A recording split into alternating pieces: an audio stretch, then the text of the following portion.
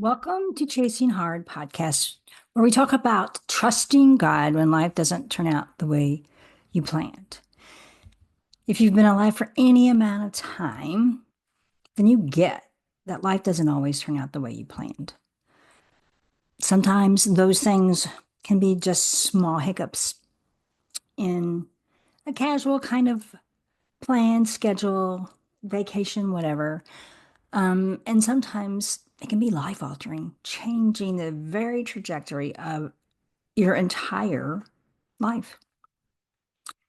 It's just me today, though I did enjoy the guest last week, and I have a few guests lined up for the future, so I am excited for that. But I'm happy that you are here with me today, and I hope you had really good Thanksgiving and that you find some peace to enjoy the reason for the Christmas season in this long period of holidays as we end this year and go into the new year, which is kind of what I want to talk about today, the holidays.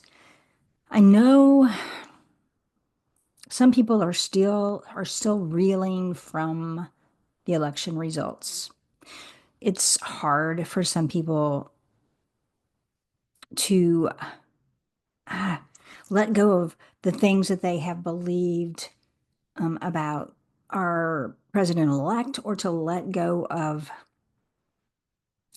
I don't know, the divisiveness of our world today, of our nation. And I know that during the days leading up to Thanksgiving, I heard different people talking about how they were cutting off important relationships, family relationships, because of the election. They weren't, this one woman I know said that she wasn't going to be a part of her parents' life anymore. Neither were her children. She was cutting off the lives of her children from their grandparents. And she wanted to be taken out of the will. But that was just one story. It seems like there was story after story after story, and even people of influence telling you that you didn't have to be around people who didn't vote the way you did, or in essence, who voted for Donald Trump. And also encouraging them to cut off relationships because they voted for someone who wanted them dead. Like, I don't get that. I listened to a lot of political speeches, debates, the conventions that they had, a lot of different people speaking, and I never heard a presidential candidate threaten the life of anyone from either party. I didn't hear that. There was rhetoric about what either president would do if they were elected from the one running against them, which I don't really understand why we can't just stick to policies. But that's the way the political arena is these days. And maybe that'll change, because what that has done effectively is divide us as people, as Americans. And it should never divide us. Our government and our political beliefs should never divide us. It's one small component of our lives. And does it affect us? Yeah, some more than others. And I don't want to get too political here. I just want to talk about relationships and how politics are never so important that it runs any relationship that you have. Now, I'm kind of wondering, for these people who have decided to cut off certain family members, if perhaps they didn't already have something going on, if they were just looking for a reason to cut it off, because politics and who you voted for isn't a reason. I remember back in the day when it wasn't polite, really, to talk about politics with anyone, and people typically did not tell you who they voted for, and it was rude to ask someone who you voted for. That was a private matter, a right of a US citizen to vote for whoever you wanted to vote for. And that's how this democracy is set up, that we have the freedom to vote for who we want. So why in the world do we let it put an end to important relationships? And it's one thing, I guess, if it's just a relationship between you and someone, a friend maybe, but when it affects entire families, I don't get it. I really don't get it at all because, you know, I mean, I've been on both sides of the coin. I've had my chosen person who I voted for to be the president, whatever, governor, mayors, senator, whatever. But I've also had times when they weren't. Like it's just part of life. Not once did my choices or others' choices interfere with my relationships. And here's where I think maybe we've gotten off track is you don't have to share every thought that enters your mind politically, religiously, whatever. You don't have to share it. But on social media, we think we do have to share it, which carries over in our relationships. And sometimes what's the saying? Sometimes it's better to be thought a fool and stay quiet than to open your mouth and remove all doubt. I don't know what that exact wording is, but sometimes, a lot of times, most times, maybe it's better to remain silent if you know it's going to cause division.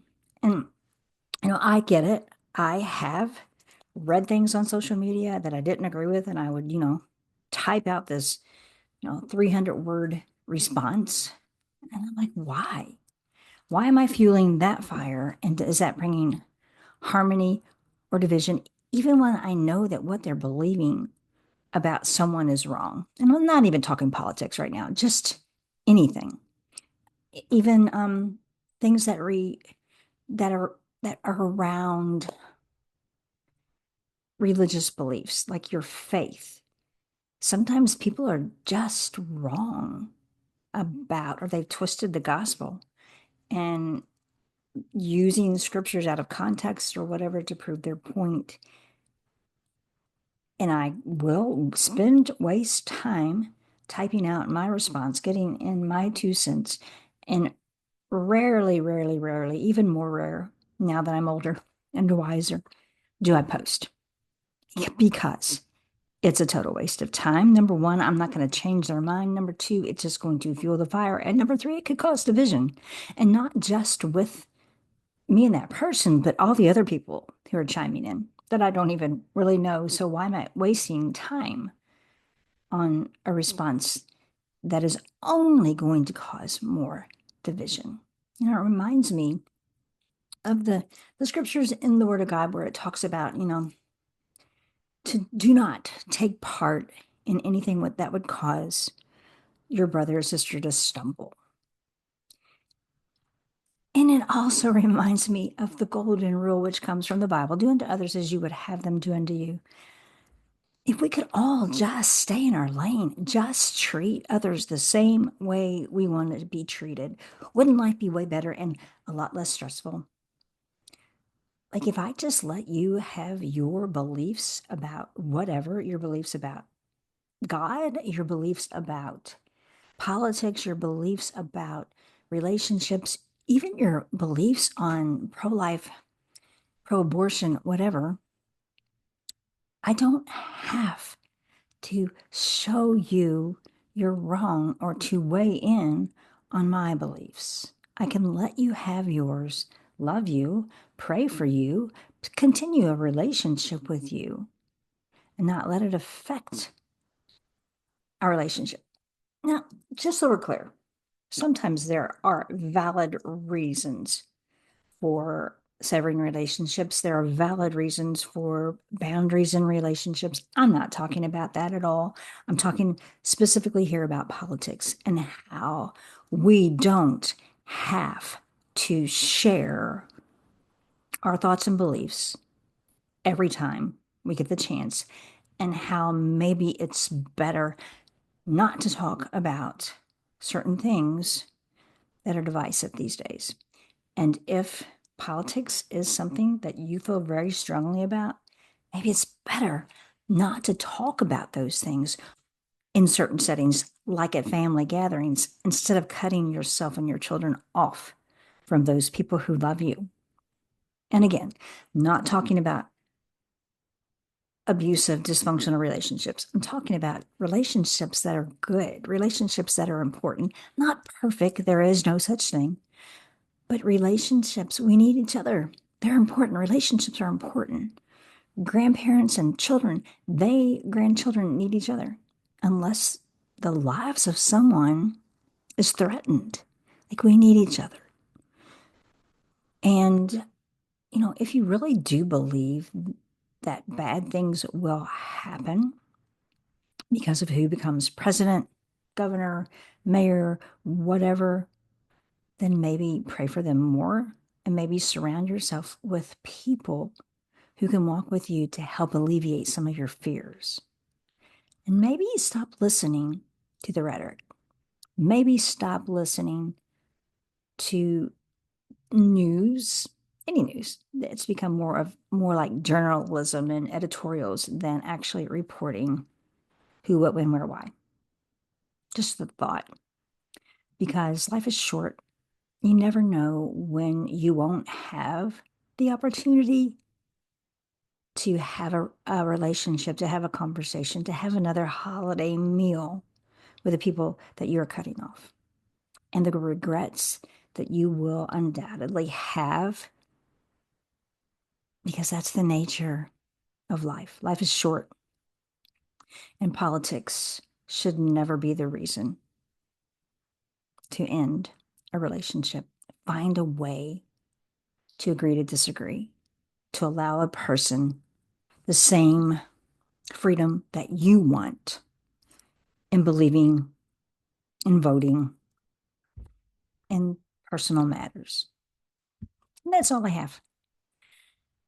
I, I know I'm making this sound easy, and I know it's not always as easy as one, two, three, but it's worth the effort that you put in to